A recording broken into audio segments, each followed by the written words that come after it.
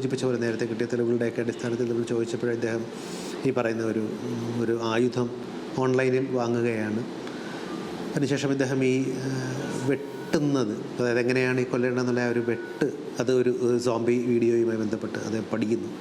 പിന്നെ കയ്യിലെ മസിലുകൾ കുറച്ചുകൂടി ശക്തിയാക്കാനായി ഒരു പ്രത്യേക വ്യായാമം ചെയ്യുന്നു. ഇത് പലപ്പോഴും ഇത് പരിശീലനം നടത്തുന്നുണ്ട്.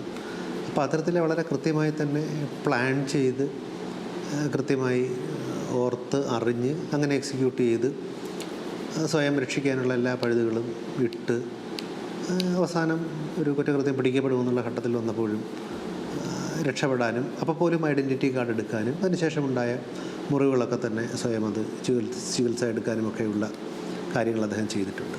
അപ്പോൾ അത്തരം ഘടകങ്ങളിൽ നിന്നാണ് നമുക്ക് ഈ പറഞ്ഞ പോലെ അദ്ദേഹത്തിൻ്റെ ഒരു വികലമായ മാനസിക നില ഇത്തരത്തിലെ ഒരു കൊലപാതകത്തിലേക്ക് നയിച്ചു എന്നുള്ളത് നമുക്ക് മനസ്സിലാവും.